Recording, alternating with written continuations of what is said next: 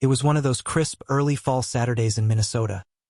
The kind where the leaves have just started to blush orange, and there's that slight bite in the air that makes you grab a hoodie out of habit. Emily insisted we head over to her parents' place for dinner, like we did almost every month. Her mom made a big deal out of these gatherings. Roast chicken, potatoes, salad with way too much dressing, the usual spread, the usual routine. I didn't mind. At least I used to not mind. We pulled into the driveway a few minutes before 6. Their house, a 2-story colonial near the outskirts of St. Paul, looked the same as always. Lawn perfectly trimmed, porch light already glowing even though the sun hadn't fully dipped below the trees yet. Comforting, in a way, or it should have been. Emily barely waited for me to park before she hopped out of the car and walked toward the house. She didn't look back to see if I was following. No, come on, babe. No shared glance, no hand squeeze, just gone. I watched her disappear through the front door, already laughing as she stepped inside. When I entered the living room a minute later, the place was buzzing. Cousins, aunts, her brother and his wife, and of course, the star attraction of the night, her sister's newborn baby. Everyone was gathered around the kid like he was a royal heir. Cameras were out, people were cooing, and there was that excited, sugary tension in the air that always shows up when someone introduces a baby to the family for the first time. Emily didn't even glance my way. She didn't wave me over, didn't call out my name, didn't introduce me to her nephew, whom I hadn't met yet. I just kind of stood there, by the coat rack, watching her fawn over the baby with everyone else, laughing and tossing her hair back like she was performing for a camera crew. Her dad walked by and gave me a distracted nod, the kind you give to someone you vaguely remember from the gym.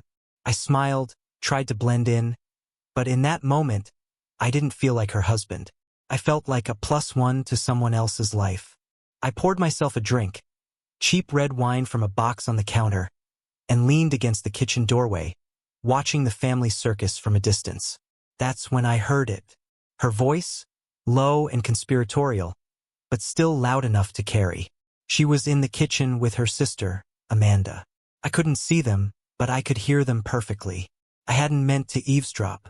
I just froze when I realized it was her. Emily laughed. That soft, fake laugh she used with her friends when she was pretending something was funny. Then came the words, like a punch to the chest. I'm so tired of pretending to be a wife. He doesn't notice anything. It's like I have a second life. For a second, I thought I misheard her. I actually looked over my shoulder to see if someone else had said it. But then Amanda giggled and said, well, enjoy it while you can. That was it. That was the whole exchange. Just a few seconds. But those seconds split my world in two. I stood there, wine glass halfway to my lips, staring blankly at the hallway. It wasn't just what she said. It was how she said it. The tone. The ease. The way she casually tossed our marriage aside in a kitchen filled with laughter and baby pictures on the fridge. I didn't go in there. I didn't ask questions. I didn't storm out or cause a scene. Instead, I turned around, walked into the bathroom, locked the door, and sat on the edge of the tub like someone had knocked the air out of my lungs. The thing is, it wasn't just the comment. It was everything leading up to it. The past few months had been off. Not terrible, just subtly wrong. Like something beneath the surface was cracking, but no one could hear it. We still had dinner together, still watched shows, still said love you before bed. But it all felt thin, mechanical, like we were reading lines from a script we didn't believe in anymore. And now I had proof that she felt it too. Worse, that she was acting on it. We sat down for dinner around 6:30. Emily took the seat at the center of the table, the one her mom always saved for her. I sat 2 spots down between her cousin and her uncle, who spent most of the meal talking about stocks and his recent back surgery. Emily didn't look at me once. Midway through the meal, she reached across the table to grab the gravy and laughed at something her brother said about parenting. She looked so normal, so cheerful, like nothing had happened, like she hadn't just shredded my trust into ribbons an hour ago. Then dessert came, store-bought pie, slightly burnt. Her dad started clearing plates, and that's when Emily stood up and said she needed to drop off some documents to a friend. Just like that, out of nowhere. I glanced up. Now? She was already reaching for her coat. Yeah, just for a few minutes. It's close. I could feel every eye at the table shift toward us. Her mom paused mid-sentence. Do you need a ride? I asked, hoping it would at least make her pause. She smiled, that empty, performative smile, and said, It's fine, babe. I won't be long. She didn't take her purse. She didn't grab the folder of documents she was supposedly delivering. But she did stop at the hallway mirror to fix her lipstick. A quick blot with a tissue. A tiny hair adjustment. Then she slipped out the door without another word. She was gone for 38 minutes. I know because I checked my watch. Twice. When she returned, the air shifted. Not dramatically, just enough. Her cheeks were a little flushed. Her hair, which she always kept tied back in a loose ponytail for family events, was now hanging around her shoulders. And the smell, that was what hit me. Cologne. Not hers. Not mine. Something woody. Musky. Not a scent you'd pick up from a hug. It clung to her like sweat. She walked in casually, like nothing happened. Sat back down at the table, grabbed a sliver of pie, and picked up the conversation like she'd never left. She even caught my eye at one point and mouthed, You okay? I nodded. Because what else could I do? I didn't confront her. Not then. Not in front of everyone. Not with a baby gurgling across the table and her dad asking me if I still followed the Vikings. But my hands were shaking under the table. The rest of the evening blurred. Voices faded into background noise. I kept replaying the moment in the kitchen, her words like static in my ears. I'm tired of pretending. He doesn't notice. A second life. When the dishes were done and the goodbyes started, I didn't wait for her. I walked out the front door without saying a word, got in the car, and drove home alone. I don't think anyone even noticed. I didn't say anything when Emily came home that night. She walked in maybe 20 minutes after I did, looking slightly annoyed, like she expected me to still be at her parents' place waiting around for her. I was sitting on the couch in the dark, TV off, just staring at the muted reflection of myself in the black screen. She flicked on the hallway light and jumped a little when she saw me. Jesus, Alex, she said, setting down her keys. You scared me. I didn't respond right away, just looked at her. Noticed how her blouse was slightly wrinkled now, how her eyeliner had smudged under one eye. She ran a hand through her hair, acting like nothing was wrong, like I hadn't just left a family gathering in silence. I thought you were going to stay for coffee, she said, walking into the kitchen. Mom made that hazelnut one you like. I shrugged. Wasn't feeling it. She gave me this look, part annoyance, part confusion, then busied herself opening the fridge like she was trying to avoid conversation altogether. And I let her. I didn't ask questions. I didn't press. But I watched. Over the next few days, Emily went out of her way to act normal. But that's what tipped me off. She was too normal. Like she'd Googled how to behave like a faithful wife and was following the script a little too closely. She started leaving her phone face up on the table, which she never used to do. But it was always locked. Always cleared of notifications. I'd hear her texting sometimes and ask who it was, and she'd say something vague like, just work stuff, or Amanda being Amanda. I smiled and nodded. I wasn't smiling on the inside. A week after the dinner, she came home late on a Thursday, said she'd had a work dinner, something with upper management. She smelled like wine. Not unusual for her. She always liked a glass or two with coworkers. But there was something else that night. Her eyes didn't have that wine-sleepy softness. They were alert, jumpy. She kissed me on the cheek and went upstairs. When she dropped her tote bag on the hallway bench, I heard something small hit the floor. When she disappeared into the bathroom, I picked it up. A necktie. Not mine. It was gray with small blue dots. Expensive looking, neatly folded like it had been shoved in her bag in a hurry. I held it for a moment, turning it over in my hands. When she came out of the bathroom, I showed it to her. You pick up a new style I don't know about? I asked. She froze for just a fraction of a second, barely noticeable. Then laughed. Oh, that. Someone must have tossed it in my bag by mistake at the office. Everyone was drinking and being chaotic. You know how it is. I didn't know how it was. But I nodded and handed it to her. She stuffed it back into her bag like it meant nothing. Like she hadn't just handed me another crack in our foundation. That night, lying in bed beside her, I stared at the ceiling and listened to the sound of her breathing. Calm. Rhythmic. I wondered if she knew I was wide awake, if she had any clue how close I was to unraveling. But still, I said nothing.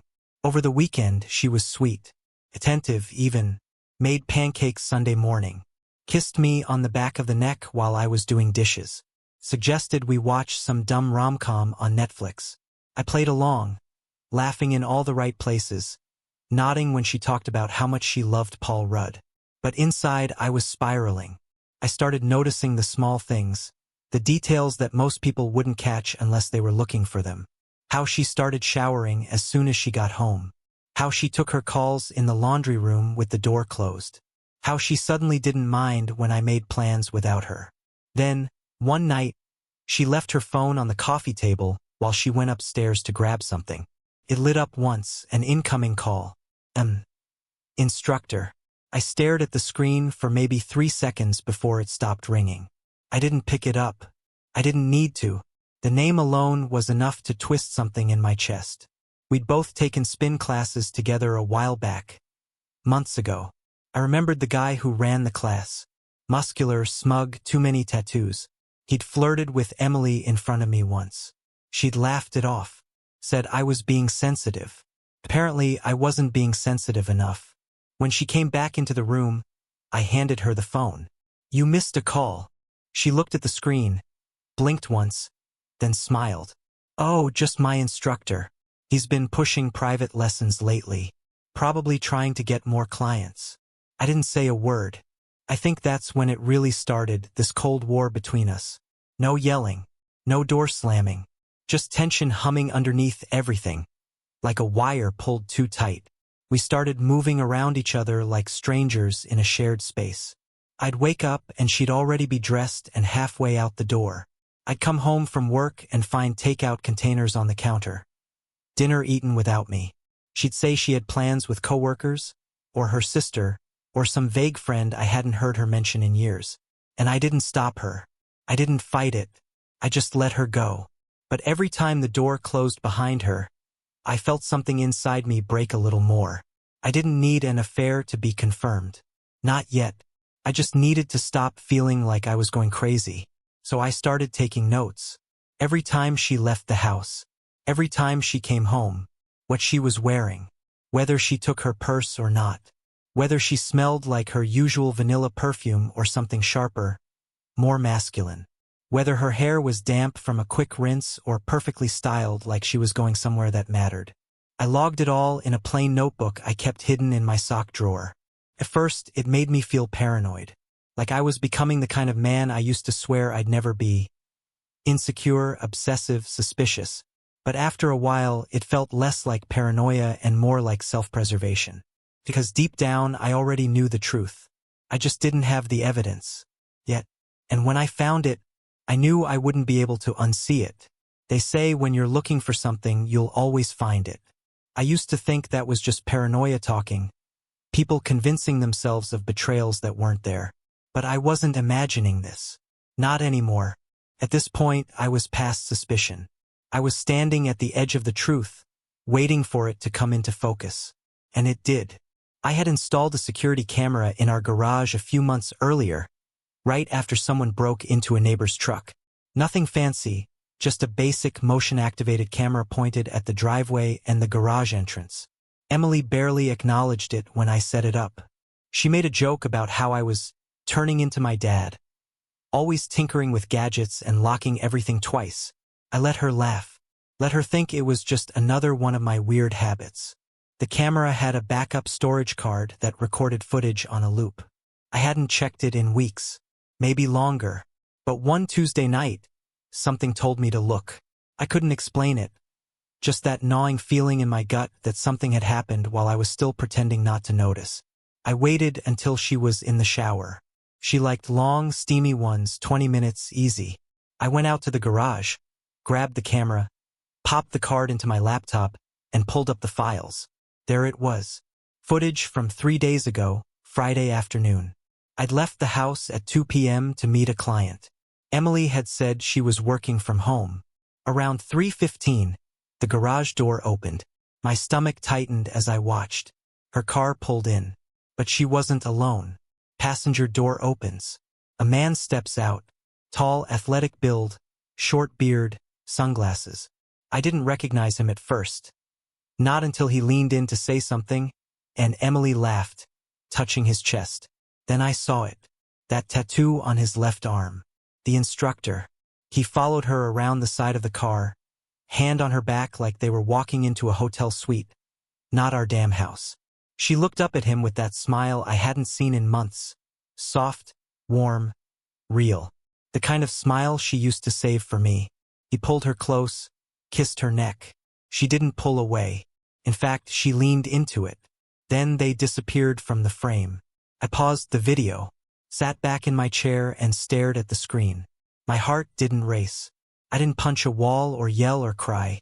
I just felt hollow, like someone had scooped out everything inside me and left the shell.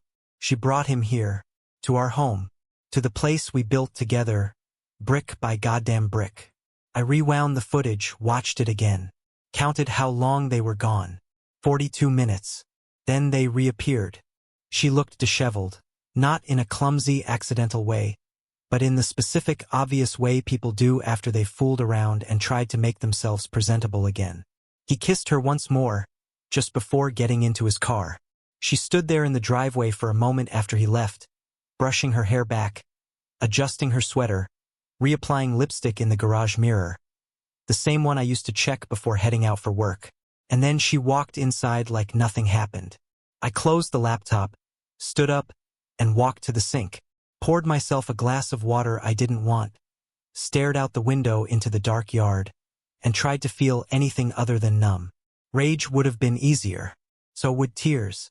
But what I felt was worse, like I was slowly slipping out of my own skin. That night, she climbed into bed next to me and kissed my cheek like she always did. Her hair was damp from the shower, and she smelled like lavender shampoo. She tucked her legs under the blanket and let out a tired sigh. "Long day," she mumbled, snuggling into the pillow. I looked at her. I really looked at her. At the shape of her nose, the small scar on her chin from when she fell off her bike as a kid. I thought about all the versions of her I'd loved.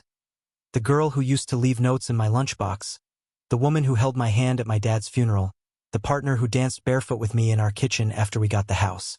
And now here she was, a stranger wrapped in familiar skin. "I'm glad we stayed in tonight," she said, eyes still closed. "Feels good to just relax with you." With me. She said that, knowing she had been with someone else inside these same walls less than a week ago. Her voice was soft, unbothered, like she hadn't detonated a bomb and just kept walking. I didn't respond. I just turned onto my side, facing away from her, staring into the dark. My heart wasn't breaking anymore. It had already broken. Now it was something else, the slow, quiet realization that there was no going back. That no apology, no explanation, no half-hearted promise could fix what I'd seen. This was the moment the fantasy died. The next day I said nothing.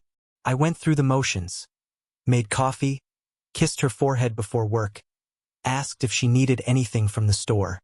She smiled, said we were low on almond milk, and I told her I'd grab some. She had no idea, no clue I'd seen her betrayal frame by frame, her lies captured in grainy footage and burned into my brain. But now I had what I needed. I had the truth, and the truth changes everything. The funny thing about the truth is that once you have it, it rewires you. It's like seeing in color after a lifetime in black and white. You can't go back. You can't unsee what you saw, can't unhear the lies, can't unknow who someone really is. And now that I knew who Emily was, the way I looked at her changed overnight. I didn't confront her. Not yet. I didn't scream or throw accusations or demand explanations. That's what she probably expected. Some explosive outburst, some breakdown that would give her control of the story.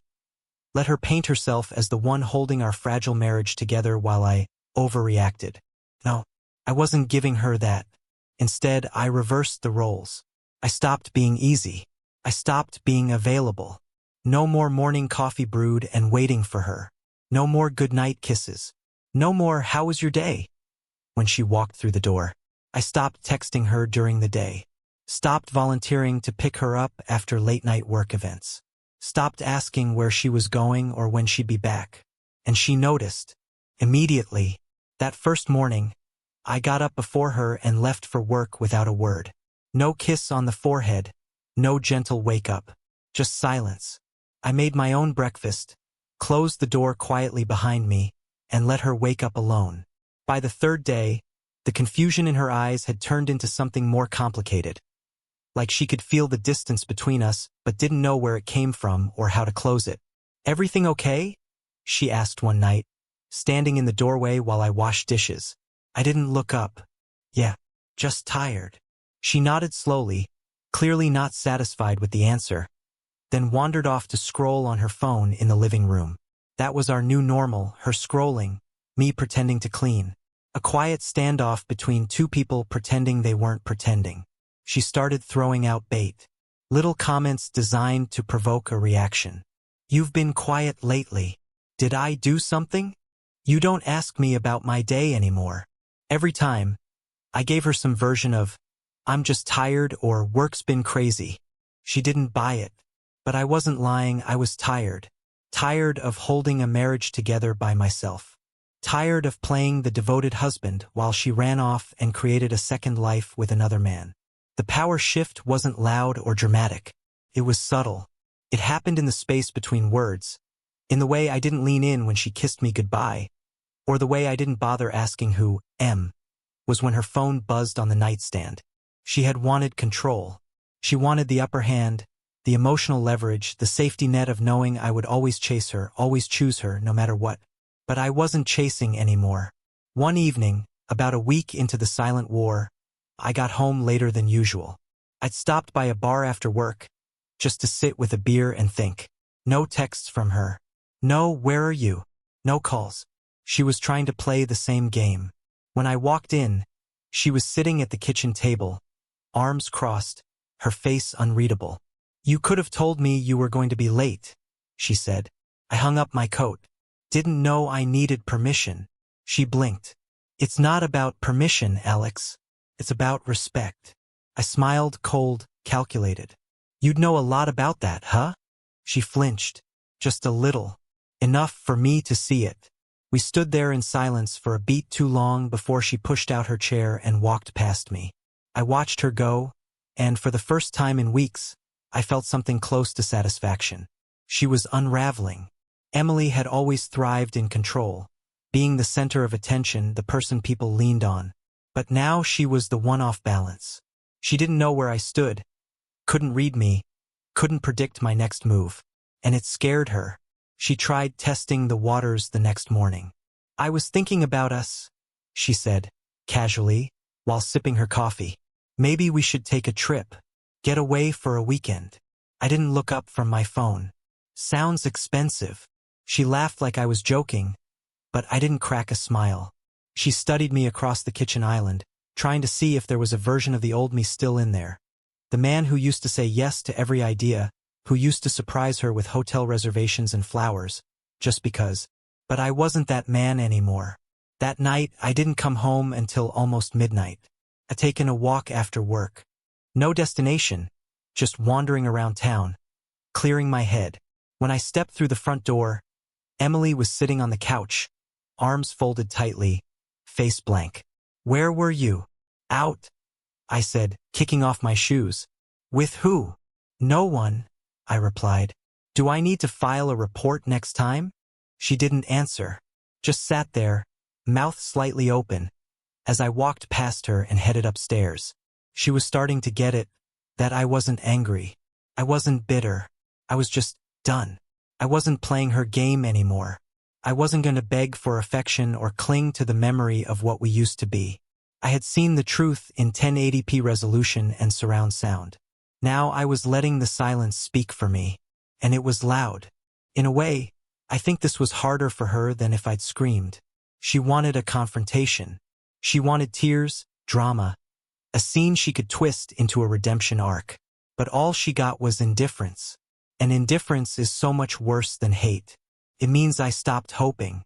It means I saw her for who she really is and decided she wasn't worth the fight. You can always tell when someone feels themselves slipping. They start grabbing at anything to stop the fall. That's what Emily did next. She didn't confront me directly. That's not her style. She's too proud, too used to wearing the mask of the perfect, composed woman. But she started changing little things first, trying different ways to yank the reins back without making it obvious that she'd lost them in the first place. She started staying out later than usual. It wasn't even subtle. She'd leave the house in a dress that didn't belong to the middle of a Tuesday and say she was meeting some friends from work. I never asked who. She clearly wanted me to. She wanted the jealousy, the insecurity, the old Alex who used to hover around her and overanalyze every outfit, every late text, every pause before she said, "Love you." But that Alex was gone, and the silence unnerved her more than shouting ever could. One night, she came home at nearly 1 a.m. I was lying in bed, fully awake, reading a book I wasn't actually absorbing. She stepped into the bedroom and kicked off her heels with a little more drama than necessary. I didn't look up. "You're not going to ask where I was?" she said, her voice coated in mock casualness. I turned a page. "Do you want me to?" She didn't say anything at first, just stood there in the doorway like she was waiting for a script that never came. Then she let out a small, tight laugh. "Wow, you really don't care anymore, do you?" I looked at her, really looked at her. She was dressed like someone who wanted to be seen. Hair curled, lipstick darker than she normally wore, a low-cut blouse I'd never seen before. Her perfume, something new and sharp, filled the room as she walked past the bed to grab her phone charger. "I cared," I said, setting the book down. "You made sure that stopped." Her hand froze on the nightstand. She didn't turn around, just stood there in the silence, her back to me, and then slowly walked into the bathroom and shut the door. I didn't hear her cry that night. I think if she did, she made sure I couldn't. The next few days, she doubled down. She started dressing up every day, even if she wasn't going anywhere. Posing for Instagram stories in the hallway mirror. Posting selfies captioned with song lyrics about freedom and finding yourself. It was the kind of digital breadcrumb trail someone leaves when they want attention without asking for it directly. But she wasn't getting it from me. Not anymore. She tried baiting me emotionally, too. Not just **Zuli. She'd pick little fights over nothing. "You forgot to take the trash out again," she snapped one morning. Even though I'd taken it out the night before, I didn't argue, just poured my coffee. "It's like you're not even here anymore," she pushed. I took a sip, stared out the window, and said quietly, "Maybe I'm not." I watched her deflate just a little, like she expected a pushback and didn't know what to do without it. That was when it started to sink in for her. I wasn't playing defense anymore. I wasn't even on the field. She was yelling at an empty room, and the fear started creeping in. At first, it came in the form of overcompensating, breakfast made and waiting for me when I got up, random texts during the day asking how work was going, little flirty emojis she hadn't used in months. Then came the awkward attempts at connection, suddenly suggesting we watch our old favorite shows together, talking about maybe taking a trip, just the two of us. Like nothing had happened. But none of it felt real. None of it was for me. It was all for her guilt, her image, her desperate hope that she could patch a bullet hole with a Band-Aid. And honestly, watching her try made me feel nothing. Not anger, not pity, just nothing. One night, I came home to find candles lit on the dining table and some half-burned attempt at a home-cooked meal. She was wearing a soft sweater and no makeup, the kind of look she knew I always loved. Something cozy, familiar. "Dinner?" she said, a small smile on her lips. "Thought we could try that thing you always liked.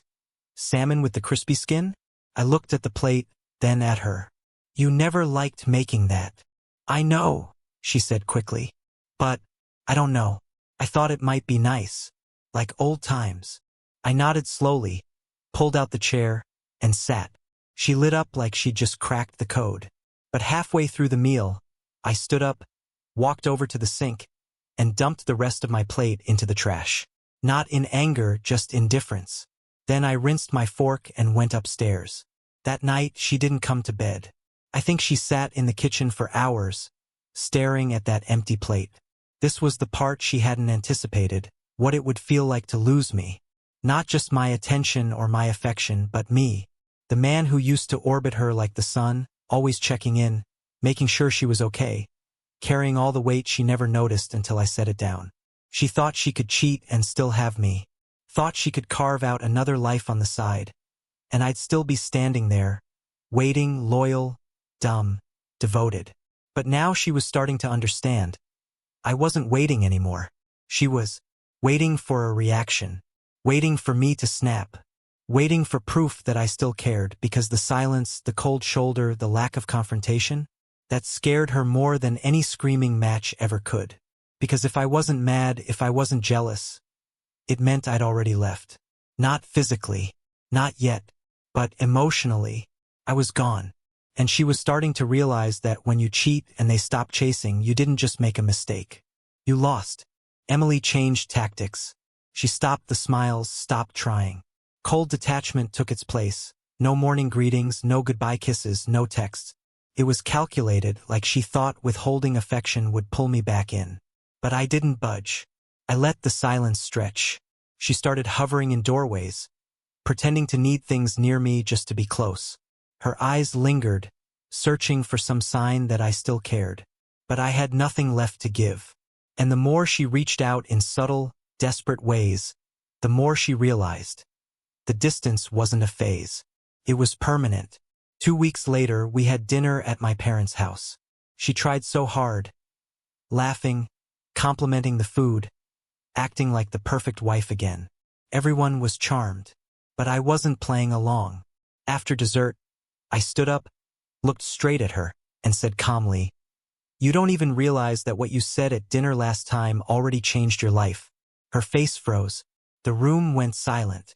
I walked out to the garden. In that moment, I didn't feel loss. I felt clarity. I didn't lose her. She lost me, and now she had to live with that,